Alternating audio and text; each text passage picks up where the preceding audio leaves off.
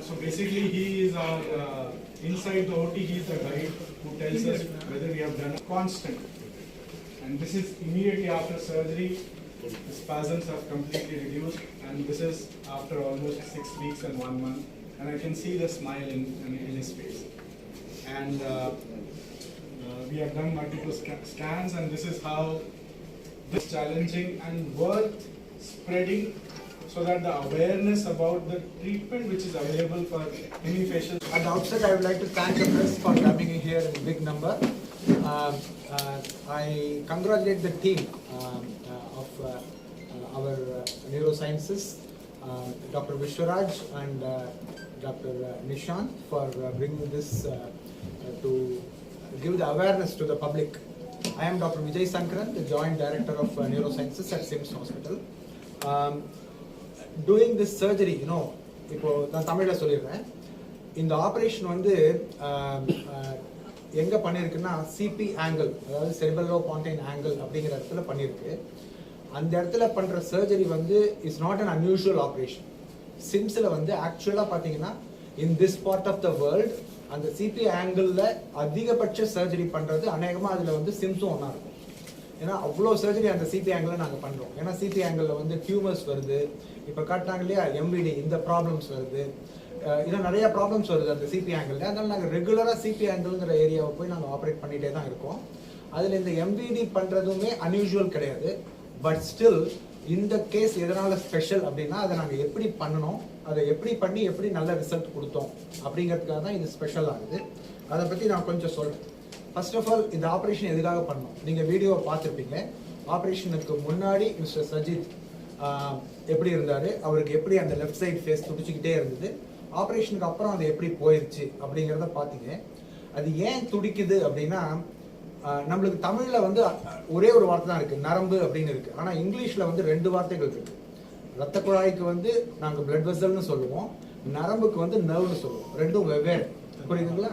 ரத்த நாளம்னு சொல்லுவோம், இதுக்கு வந்து நர்வ்னு சொல்லுவோம். இப்போ வந்து அது ரெண்டும், அந்த முகத்துக்கு வர நர்வும் அதுக்கு பக்கத்தில் இருக்க ரத்த குழாயும் ஒன்று மேலே ஒன்று இடிச்சிக்கிறதுனால ஒரு இன்சுலேஷன் இருக்கும். அந்த இன்சுலேஷனை வந்து இந்த ரத்த குழாய் துடிச்சு அந்த இன்சுலேஷனை எடுத்துருக்கு, அதனால வருது.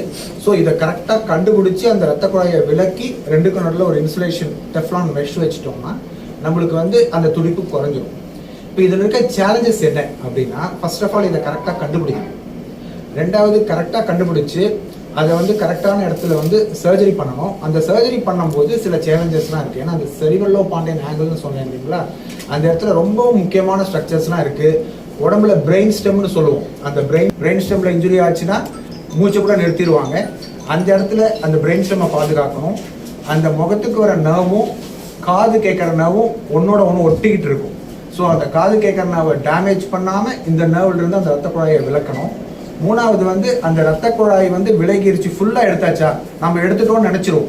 ஆனால் முன்னாடி நம்மளுக்கு தெரியாமல் சர்ஜரியை, பட் ஃபெயிலியர் ரேட் ஜாஸ்தியாக இருந்துச்சு. பட் இந்த IONM டெக்னாலஜி டாக்டர் நிஷாந்த் வந்து சொன்னார் இல்லைங்களா, அந்த இன்ட்ரா ஆப்ரேட்டிவ் நியூரோ மானிட்டரிங்கிற டெக்னாலஜி வந்ததுக்கு அப்புறமா அவர் வந்து எங்களுக்கு 3 விஷயத்தில் ஹெல்ப் பண்ணுறாரு. ஒன்று, அந்த ரத்த குழாய் மேலே இருந்த அந்த நரம்பு மேலே இருந்த ரத்த குழாய் துடிப்பை பூரா எடுத்தாச்சா, நம்மளுக்கு தெரியாமல் ஏதாவது ஃப்ரண்ட்டில் ஒரு ரத்த குழாய் துடிச்சிட்டு இருக்கா அப்படிங்கிறத கண்டுபிடிச்சி ஃபுல்லாக ரிலீஸ் பண்ணியாச்சு, இன்சுலேஷன் ஃபுல்லாக கொடுத்தாச்சு அப்படின்னு சொல்கிறதுக்காக ஒன்று. 2வது, அந்த காது நரம்பும் ஒட்டிக்கிட்டே இருக்குன்னு சொன்னேன் இல்லைங்களா, அந்த காது நரம்பை டேமேஜ் பண்ணாமல் இந்த ஆப்ரேஷனை பண்ணுறதுங்கிறது 2வது சேலஞ்ச். 3வது, பக்கத்துலேயே இருக்கிற இந்த பிரெயின் ஸ்டெம்னு சொன்னேன் இல்லைங்களா, மூளையுடைய முக்கியமான பகுதி, அதில் டேமேஜ் பண்ணாமல் பண்ணுறோமாங்கிறது 3வது சேலஞ்ச். இந்த 3 விஷயத்துலையும் அந்த IONM டெக்னாலஜி எங்களுக்கு ஹெல்ப் பண்ணுது. ஸோ இந்த மாதிரி இந்த சர்ஜரியை பண்ணதுனால தான் இது பிகம்ஸ் அன் அன்யூஷுவல் சர்ஜரி. அதனால தான் நாங்கள் இதை ப்ரெசென்ட் பண்ணோம். It's mainly to bring awareness amongst the public. இந்த மாதிரி ஒரு கண்டிஷன் இருக்குது. இந்த கண்டிஷன் வந்து ஒரு காமன் மேனுக்கு வந்துச்சுன்னு வச்சுக்கோங்களேன், அவர் அதை பெருசாக எடுத்துக்க மாட்டார். நீங்கள் நிறைய பேரை பார்த்துட்டு இருப்பீங்க, கண்ணை துடிச்சிட்டு இருக்கும். அதுவே ஒரு எக்ஸிக்யூட்டிவ்க்கு வருதுன்னு வச்சுக்கோங்களேன், ஒருத்தர் போய் ஒரு பப்ளிக்காக ஒரு ஆண்டர்பிரனருக்கு வருதுன்னு வச்சுக்கோங்களேன், அவர் வந்து ஒரு பப்ளிக்கில் போய் ஸ்பீச் கொடுக்க முடியாது. இப்போ நம்ம மிஸ்டர் சஜித் சொன்ன மாதிரி ஒரு ஃபோட்டோ கூட எடுக்க முடியல, அதுக்கு ஒரு பாஸ்போர்ட் ஃபோட்டோ கூட எடுக்க முடியல. He lives abroad. அவர் அங்கே வெளிநாட்டில் இருக்கும்போது பாஸ்போர்ட் சைஸ் ஃபோட்டோ அவர் அடிக்கடி எடுக்க வேண்டி வரும், அது கூட எடுக்க முடியலன்னு சொன்னார் இல்லைங்களா. These are the challenges the patients face when they undergo this problem. It's a functional surgery. இது ஒரு கட்டி இருக்கு, உயிருக்கு ஆபத்து, அந்த மாதிரி விஷயம்லாம் கிடையாது. இது வந்து ஒரு ஃபங்க்ஷனல் சர்ஜரி, உங்களுடைய குவாலிட்டி ஆஃப் லைஃப் இம்ப்ரூவ் பண்றதுக்காக பண்ற சர்ஜரி. இப்போ வந்து மக்களுக்கு நிறைய பிடிக்கும் இல்லையா, நம்ம ஃபேஸ் சிமெட்ரிக்கலா இருக்கிறது பிடிக்கும், பப்ளிக் பிளேஸில் நம்ம கண்ணடிக்கிற மாதிரி இருந்துகிட்டே இருக்க முடியாது, நம்மளுக்கு தெரியாம அது பண்ணிட்டு இருப்போம். அந்த மாதிரி விஷயங்களை எல்லாம் பார்க்கறதுக்காக இந்த சர்ஜரி பண்றோம். இது ஒரு ஃபங்க்ஷனல் சர்ஜரி.